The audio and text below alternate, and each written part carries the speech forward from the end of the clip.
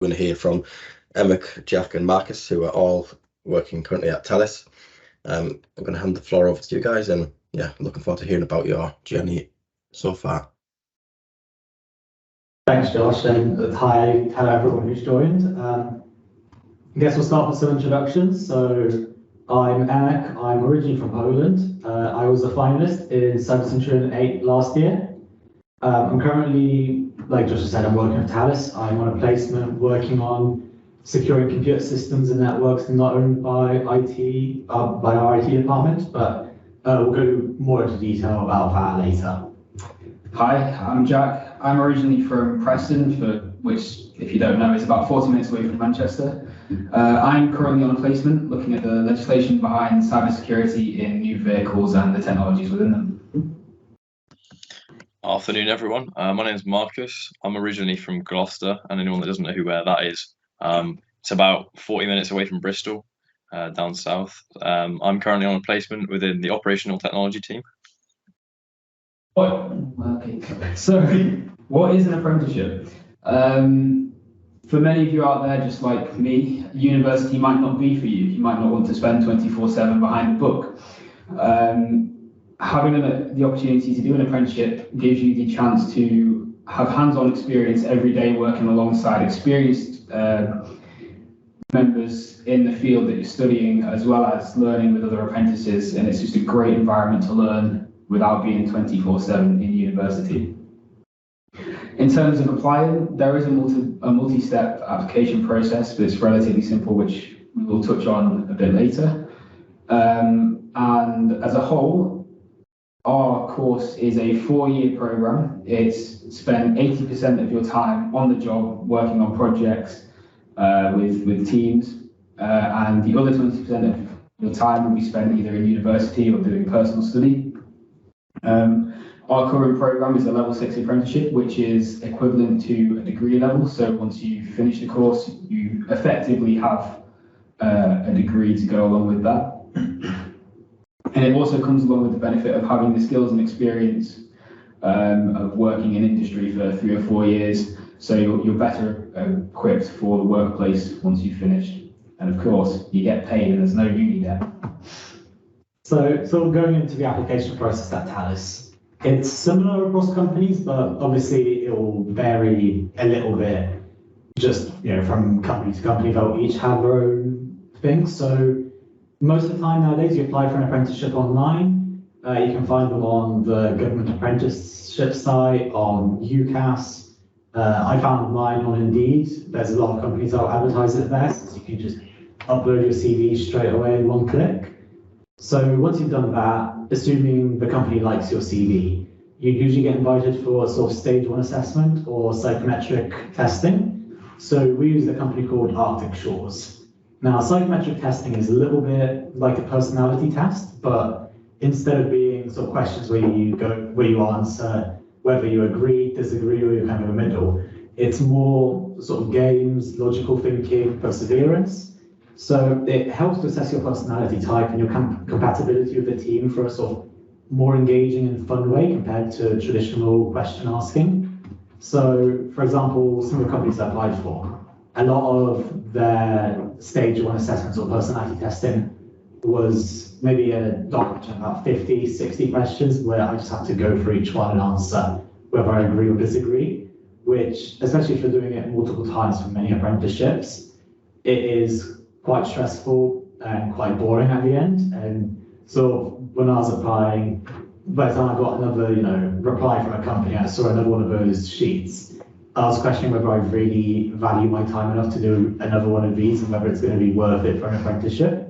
So seeing Thales do a sort of psychometric assessment through games was really engaging. It sort of helped me to stay focused on it. We had a sort of series of logical challenges where it was maybe on screen you'd see one symbol which would correlate to a key on your keyboard, and you'd see them in quick succession.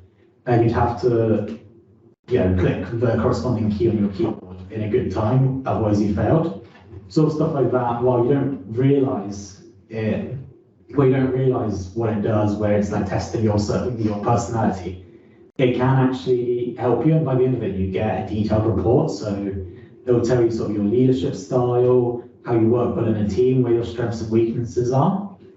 If you successfully do that, another thing about that, even if you feel like you might have failed it, don't worry. During my Thales application, I gave up on the final level of the psychometric assessment because I could not complete it. And I was annoyed because this was an apprenticeship I really wanted, but I sort of said to myself, well, no, I'm not going to get it because I've not completed it. But turns out I got an invite anyways, since the level wasn't always designed to be completed, just to test your perseverance.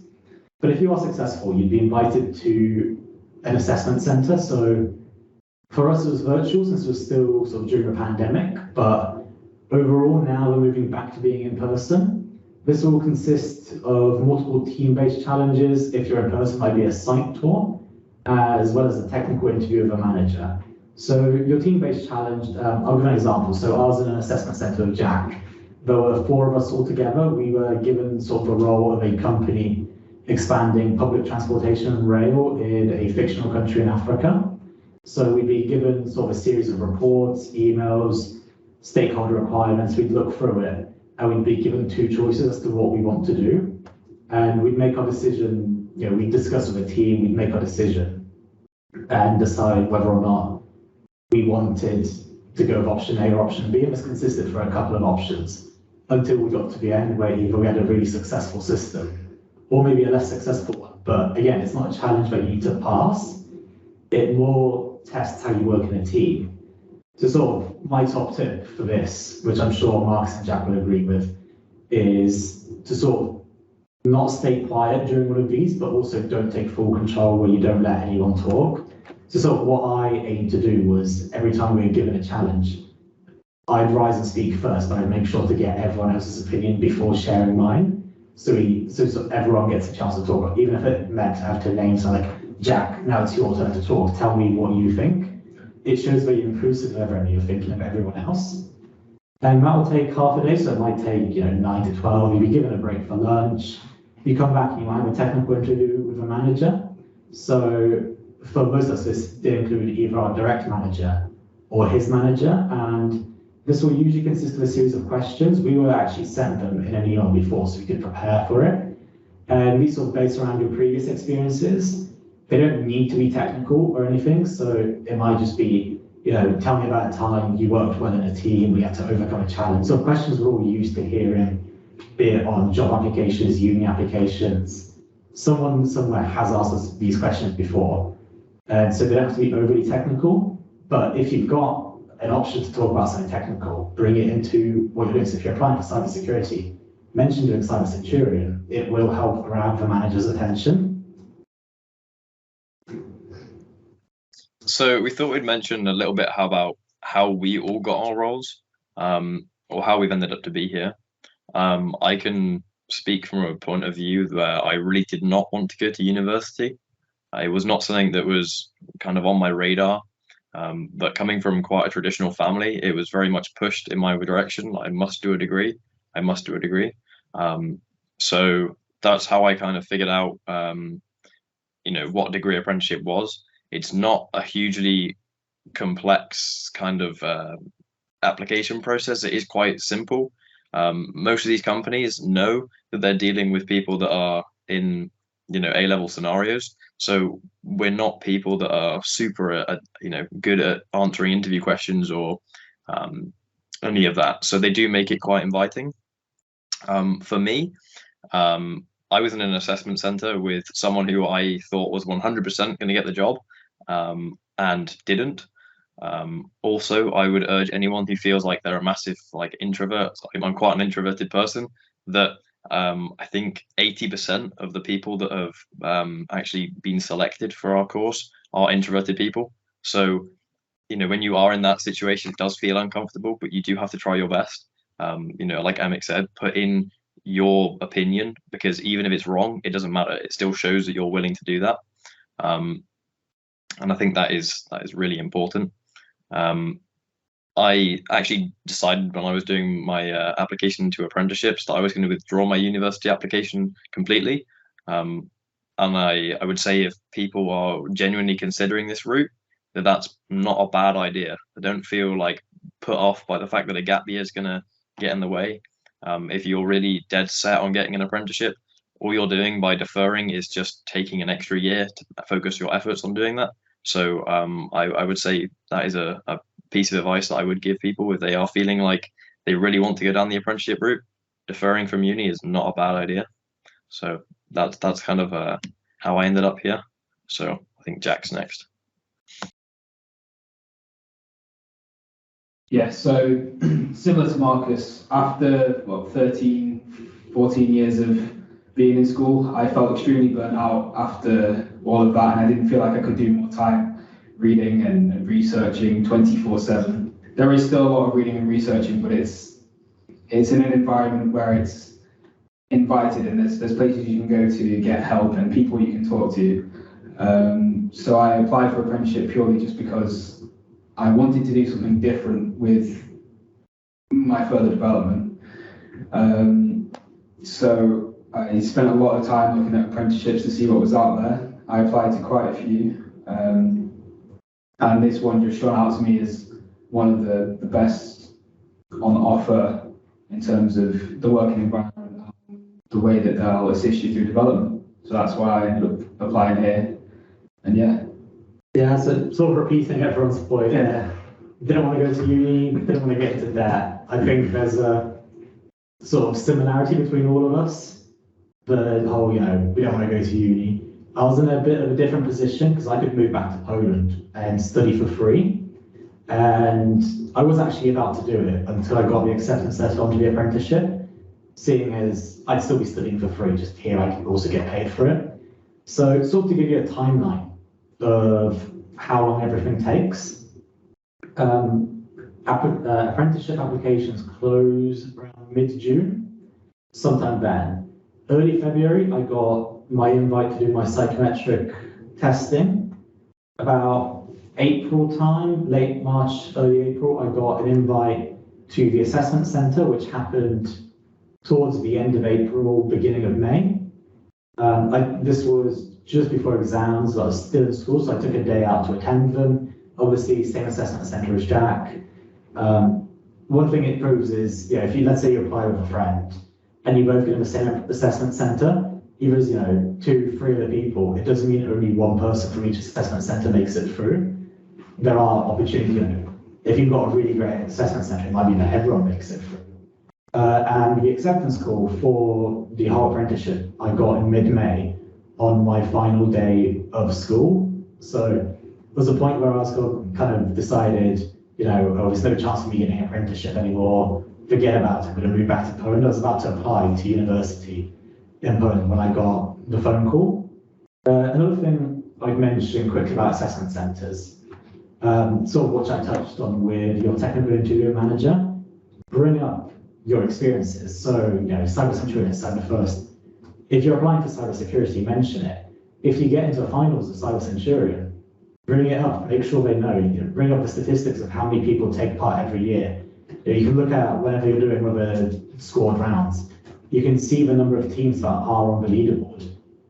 It's, for you, maybe it'll seem like a lot, maybe not a lot, but when you tell a manager, if you're competing against 100 other people for one apprenticeship spot, having that thing that says, I got into this big challenge, I got into the finals, it might be the thing that you need to get the role compared to someone else. So, uni aspect, Marcus. Yeah, so we thought we'd go over a little bit of the uni aspect of it. Obviously, as Jack's already mentioned, we're on a level 6 apprenticeship, so we do have a university aspect. I think it is good to mention, even if you don't go for a level 6 apprenticeship and it's a level 4 or 5, you will still be in college. You will still have that 20% learning or roughly 20% learning time. But just at a level 6, this will be degree level content. So you'll be doing the degree modules set by whatever university it is that your company decides to partner with. So like I've said, this could be on a block release week, or it could be a day, depending on how. I know that Thales have done it both ways. Last year they did a block release or a day a week, And this year they've decided that they're going to go for a week per month, which obviously is a little bit different, but it doesn't really make a huge amount of difference.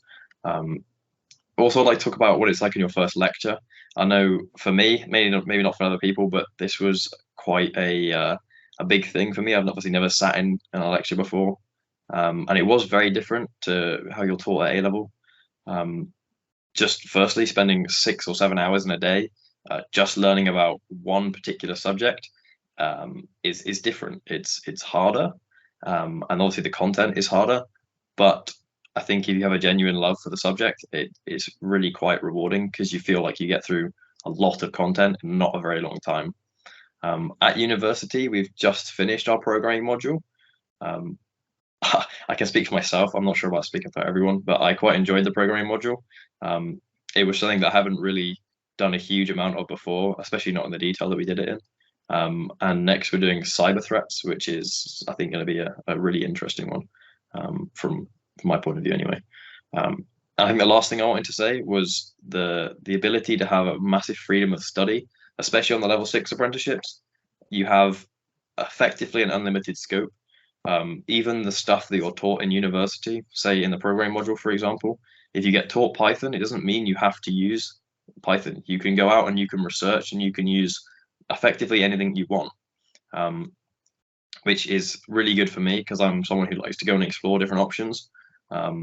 So I thought I'd mention that because I think that's a really good positive. And that's all I have to say about the uni, really. Another thing to add on, very Thales specific, very cyber course specific. I'm not sure how the others do it. With our block release being a whole week long, we do study quite far away. It's about an hour and a half, 2 hours from where we are. We do get a hotel funded by a company since it's seen as a business expense. We sort of travel as if we are really on business. We get a hotel, we get food expense. It's sort of, maybe it's specific to just us. I don't know how other companies do it, but it's another reason you might want to consider Thales if you're thinking of apprenticeships. Okay, so the apprenticeship part itself, so on the job hours, is split up into 6-month placements. These 6-month placements are set up in specific areas within the field that you're studying. And each 6 months you'll rotate around different areas of the business and you'll learn in depth quite a lot on each of those areas, giving you a well-rounded knowledge of the whole field once you finish the apprenticeship, which can allow you to figure out where you want to specialise, if you want to specialise in a specific area once you've finished the apprenticeship programme. Now we're going to have Marcus and Emmett talk about their placements, and yeah. So as I mentioned before, I'm working on operational technology, and more specifically, that's the industrial control systems. For those of you who don't know what that really is, it's kind of the background to what you don't see about every mass manufactured product ever. They all have some kind of OT behind what they're doing. So so far, I mean, I've gone to look at a few different sites, but they vary from a site that makes tobacco for chewing to people who make plastic pipes and plastic fittings. It really does range quite a lot. And the main way that the OT and IT are different is mainly in the complexity of what they're doing. So IT is obviously what we're using right now. It's very complex to allow us to speak to each other like we are. Whereas in OT, this isn't a thing. We have these little tiny computers called PLCs, and they just run through logic, which is really quite simple. It's kind of like a if-else statement in any programming language ever. It's if this happens, do this, otherwise do this. And that's all they do. There's no kind of little screen to tell you what's going on. It's nothing. But currently in my placement, I'm working on custom protocol parsing. And for people that don't know what that means, it means that I'm building some code which takes a protocol, say HTTP, and deconstructs it and tells a program what is actually inside the packets and what data is being transferred.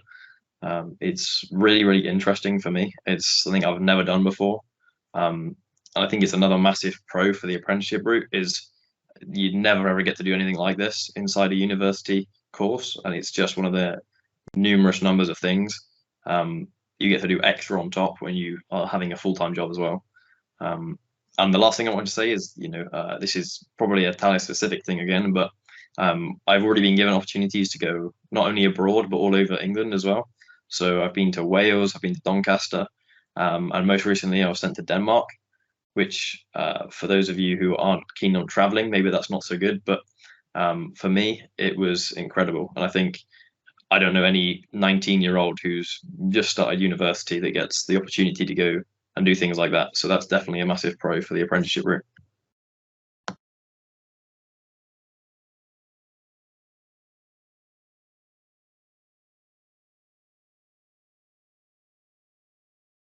Robert died on me, can't unmute. Marcus has pretty high standards for his placement. My one's not as interesting from the outside. So I work on, as mentioned, systems not managed by IT. So obviously being a large... Okay, so Robert just had a delay. So working for a large company, we might be working with customers, stuff like that. So if we're doing a project, that would get deployed on a customer system, we might not have the customer system on our site, so we build a reference system. Now, this would be, the responsibility of the department that's working on that project. So IT sees no reason to take care of it and maintain it because it's a lot of money, hours, you've got to set up the software, the security, they don't want to do that. So the department was set up to sort of keep track of everything each business line was doing to make sure they're following the rules. So not as interesting as Marcus, going abroad, but I have had the opportunity to go down to other Thales sites, see what sort of, see what equipment they're running. This can range from anything from just one laptop to the full-on simulator. They're quite interesting.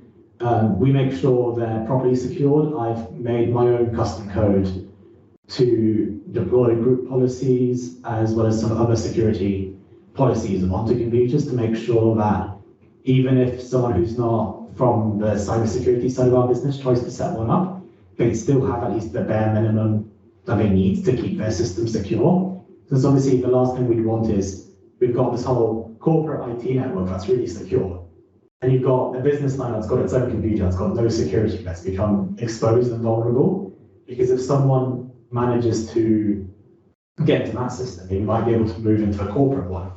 Obviously, that's not what we want. So my whole placement is focusing on making sure that we keep those systems secure as well.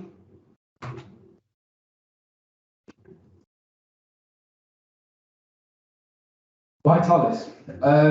First of all, we're a huge company, multinational company, might I say. We have offices and sites in 67 different countries and over 80,000 employees.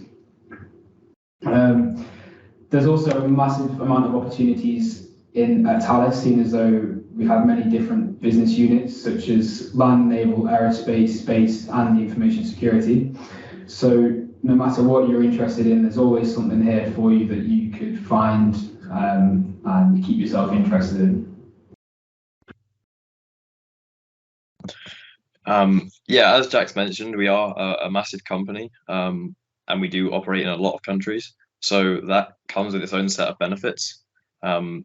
There's always the possibility for kind of lateral movement throughout the company. So if you decide that you'd like to go and move to a different country or you want to live in a different country for any number of different reasons, that's always a possibility. I know that one of our very senior HR people in the UK actually came from France to begin with and worked in the US and Canada before she came over here. So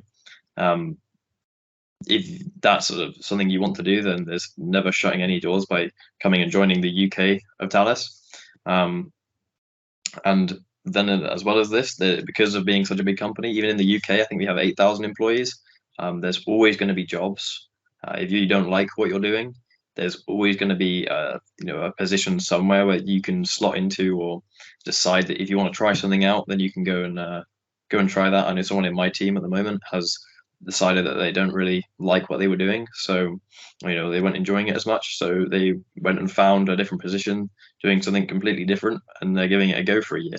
And that's always going to be a possibility within Thales.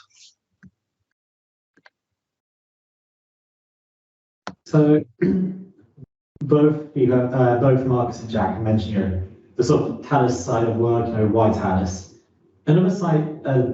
Another reason is we do have a welcoming and friendly working environment. So to give an example, the other week I had a chat with someone who's the head of naval operations for Thales. This person who I've never met before, he's a manager quite high up, very, very high up, who I've never met and I've got no reason to interact with. I've had a chat with him. He treated me equally. I treated him equally. There was never a moment where sort of his senior position was on mention in a chat. It's always been informal chats. We've got internal messaging systems. Basically, everyone's just one text away, no matter who they are. Some of the tips I've had from placement managers have been, just if I've been trying to get through to someone and they're not replying, I can't find them, just call them. They'll pick up probably. And no one's ever been angry if I've called them out of the blue for help. Another aspect of it is the sort of social life for anyone in early careers. So for us, that's apprentices, grads, interns. Each site has a dedicated apprentice, graduate, and social rep. So these are people who make sure that instead of sort of your manager, these are people that just like us. So the apprentice rep is an apprentice, the graduate rep is a grad. They make sure that everything's going well. If you've got concerns you don't know if you want to bring up to your manager, you can bring it up with one of the reps and they can help you out. They also help plan social events across sites. So for us, every month we've got some sort of event on. Usually it'll be something like a pub quiz, just a nice social night out with each other that's not too expensive. Every 3 months we aim to have a bigger social. So in the past we've had a pub crawl for Christmas, we've had go-karting. We got plans for bowling, paintball. We got loads of plans. There's always something going on. If you want to join, there's no pressure on you there's no pressure on you to go to an event, but you're welcome to join in. They are open for the apprentices, and that does sort of conclude our speech about apprenticeships. So thank you for listening. I have seen some very good questions come through. So sort of work our way through the ones at the top. So starting with Rona, we've had about the application process. The application route seeming complex when you're deep into school exams. UCAS announcing that apprenticeship application will be done using the same system at university places. Would this help to make the process easier? I can't speak today. Sure, go for it. For me personally, I don't think that would have made it easier. A big part of joining a company such as Thales here, you have to get an idea of how the company are themselves, and I found that having the opportunity to meet a few people from the company on the day of the assessment centre made it a lot easier to connect with the company itself and get a feel for whether it was the right place or not. So I feel like having to apply the exact same way as any other university degree wouldn't have really worked for me. Marcus, any thoughts? Yeah, I was going to say, yes, I think the apprenticeship application process is definitely more complex at the moment than it is, or was, should I say, if they are actually going to release that. But I think there is something to be said for going through the kind of formal application process, because it is like applying to a job. I think that's good practice. But would it have put me off? Definitely not. I think I don't really think that the application process has much in the way of sway over the fact that you want to do an apprenticeship. If you think that going to uni for free and getting paid to do so isn't a good choice, then that's your choice. But I feel like if they make the process easier, that might be good. It will give more companies access to apprentices, which is always good, and also more places for apprentices to go. So I think it definitely wouldn't have put me off. I think with regards to whether it's helped or not, I don't know. I think it's hard to say. But if there is a formal structure for you to use, it might make it a little bit easier, because I know that it was, yeah, well, it's an overwhelming process to begin with when you don't really know what you're doing. It's the first time you ever do anything on this kind of scale of complexity in terms of, every other job that I ever had before was just walk in, and it's like, okay, who are you? What's your name? Yeah, you're hired. And obviously it isn't like that. It is a lot of complex. It's quite hard, but I think it's definitely worth doing. But I think if UCAS did release that would be, I think that'd be a really good thing, actually. Yeah, so I agree with that. Next question from Matthew. How many people would you expect to be on the assessment centre with you?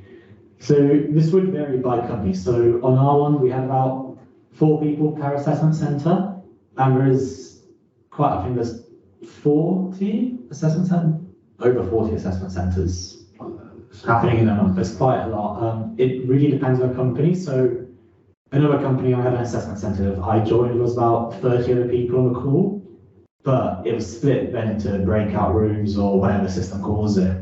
And then it was back down to about 4 or 5 people. It's because with every assessment centre, you've got assessors, you've got managers watching. And if you've got too many people, they can never focus on each individual, so that they can never sort of get a feel for what you're like, since they're following what everyone else is doing. Marcus, do you want to take the next one? Yeah, sure. So each placement for us is 6 months long. The first placement we had absolutely no control over, because everything happens behind the scenes before we join the company. So to give you a little rundown of what we basically did, we did like an induction to the company. Then we had our first university week, and then we had like an engineering induction to the company. So the first 3 weeks were spent just getting used to how Thales works, basically. And then we started our placements. So there wasn't really a time to gauge on, for our manager to kind of gauge on what we wanted to do. However, this time, when we come up for our next placement at the end of March, we do have quite a lot of kind of influence on what we do. If we say we want to do something, then that's absolutely a possibility. As long as the business line says that they want an apprentice, then you can basically go and work anywhere with the company. So there's lots of different places that I've looked at so far and been like, I really want to go there. And it's literally a message away from our manager, and just say, look, this looks really interesting. And they will, our manager will then go away and ask them whether they'd like an apprentice, whether they could handle us. And yeah, so there's always a possibility to basically be anywhere you want. And with regards to influence, I think it's a large amount. Yeah, so I've actually done that. I found a placement I really want to get on, so I've sent a message to my manager and said, yeah, hey, I've heard about this placement. It seems really interesting. Is there any chance I can get it? And he's come back to me and said, he's not sorted out who's doing what, and he'll take into account that I put myself forward for it, and he'll see if I can get onto it. And in regards to the next question about A-levels, I did computer science, biology, chemistry, and an EPQ and perspective on sciences. I wanted to be a medicine student. Most of my A-levels did not help me. Computer science was the sort of saving thing. I realized really quickly in second year of university, when I was applying for computer science, most universities wanted maths, so I realized I was in a really disadvantaged situation, because I always kept saying no whenever I was offered the option to do even a year of maths. But I think with apprenticeships, they're not under the same strict limits as uni as to what you need. They're relatively flexible, so they're hoping you get good grades, they're hoping it's in the subject you want. But there's no requirement like, oh, you're going to do computer science, maths, and whatever else. So as long as you can show that you know what you're talking about, you're interested, there's no reason why you can't get something, even if you're taking geography, history, English as your A-levels. Yeah, I have to agree with him. I took maths, computer science, and psychology, so 2 of those kind of helped out a lot, but I have to agree on the front of what you do, as long as you show interest in what you're applying for, they will take you on, they will give you the skills that you need for that job. Yeah, I took computer science, maths, and biology, and I hated every single minute of maths. A bit like Emic, I looked at university applications, and every single university that I looked at said you have to have maths. And so I took it for that reason and that reason only, which I kind of regret, but it is what it is. I think, yeah, it is worth backing up Jack's point. I mean, there are 2 apprentices on our at Thales that have never done computer science before they joined. One of them did a chemistry degree first before he joined. So there's never anything that will be a complete deal breaker. These companies, like I said earlier, they know that they're taking on students from A levels. So they're never going to have requirements for you to be able to do anything. If you come from a place where you've never touched a computer in your life, it might be quite hard, but I'd assume that most of you are definitely not in that boat. So I think, did it help me get here? Computer science, probably. It's been helpful, but I wouldn't say there's anything that I've done in my job so far that's been highly covered at school. So and the company know this, so they're always going to produce something that helps you develop as a person. So, yeah. I can answer the next one as well if you want. I think that's an answer. Yeah. So I heard about Thales simply through Indeed. No other way. I literally knew nothing about them. I'd never even heard of them as a company. So I kind of looked them up before I applied to see, what they're all about.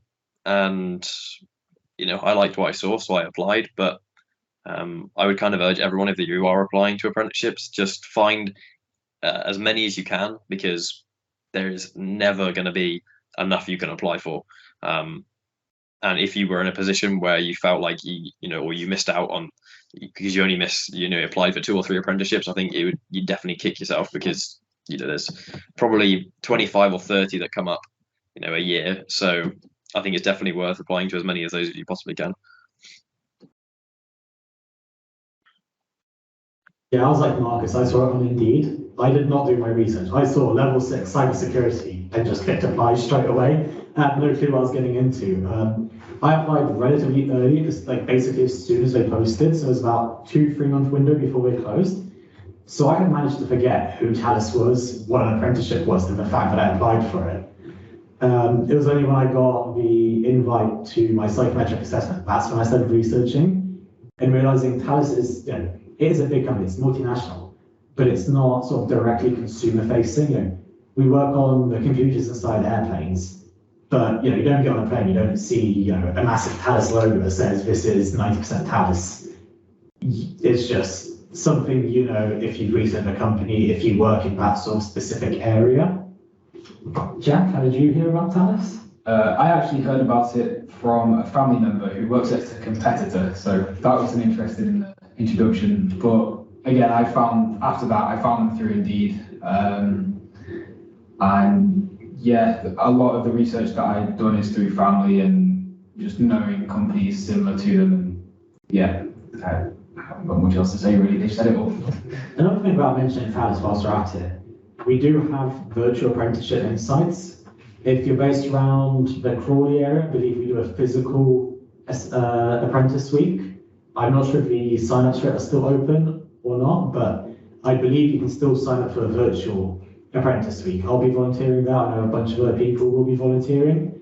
There's slots in April and August. So if you want to sort of get a sort of explanation of a company from someone a bit more senior than us, someone with more experience, I do recommend it. It will be similar sort to what our assessment centres were like. You'll be able to work in teams, you'll be able to meet other people, speak to more employees.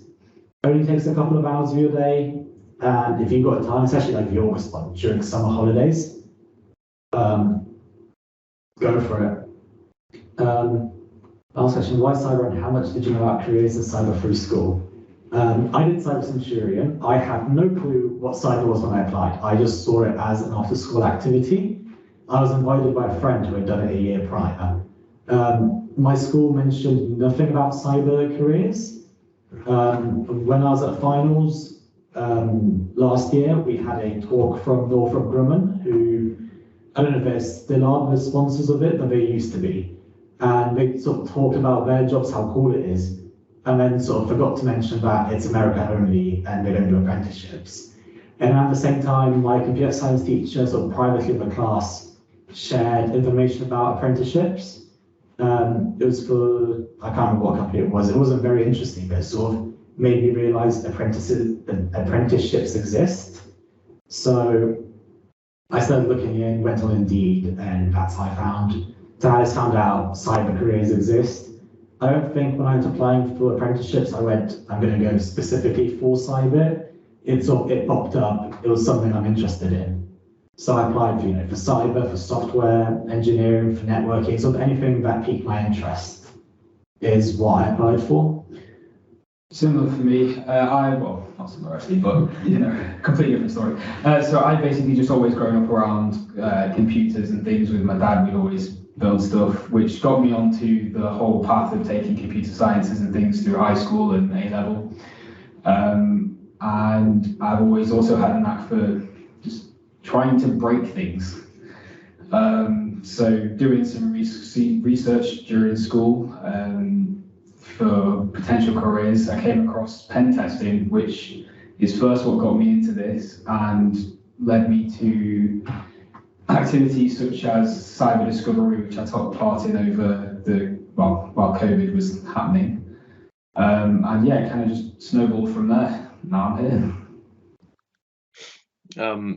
My kind of introduction was quite a lot different. I did the one thing that everyone tells you not to do, which is choose an A-level subject based on a teacher. I really liked my A-level computer science teacher. He was just really quite an inspiring person. So I took the subject entirely because I thought he was a great teacher. However, I saw that GCHQ apply, they put out an apprenticeship every year around September-ish. And I applied for that. And that kind of really sparked my interest in the kind of whole cyber security area. And from there, I did some more research and was, basically dead set on this is what I wanted to do. So I went and applied from there. I just applied for everything, like I said. But yeah, I literally knew basically nothing about cyber until that GCHQ apprenticeship came up. So I think the fact that you're all here is probably a good start. If you're interested in cyber, I think it's definitely something you should pursue. And for the last question, the application process is always competitive. It's definitely way more competitive in percentage-wise than university is. Well, maybe not all university, but most university courses, just because there are normally only a limited number of spots. Thales were quite abnormal in the fact that we took on 10 apprentices this year just gone. So I know a lot of other companies only would take one or two. So the application process is quite competitive, but that's why I think we'd all say that applying to as many as you possibly can is always going to give you an advantage over someone that doesn't. So I'm sure that they might have some other ideas about that, but yeah, I think it's definitely a competitive process. Yeah, we've got any sort of specific numbers, but it's, I think, about 10 people for one place, maybe more, depends on the company. We, like Marcus said, we took quite a lot of apprentices relative to other companies, but even then, we still get hundreds, thousands of applications at the first stage.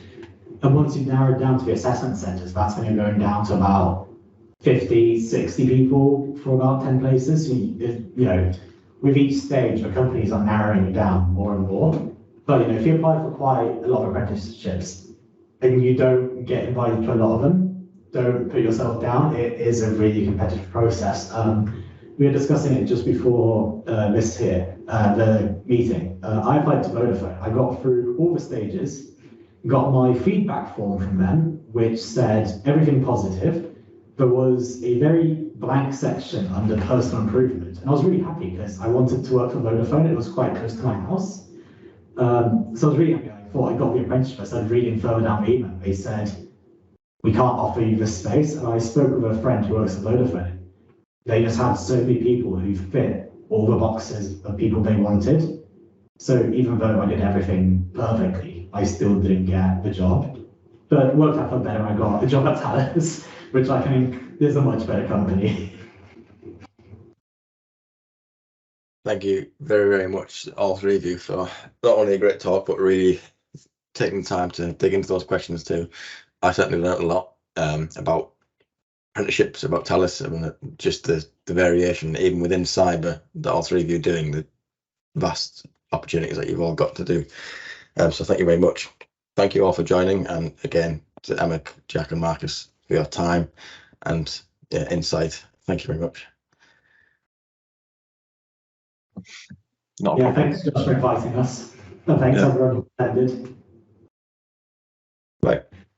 Right. Cheers. Bye.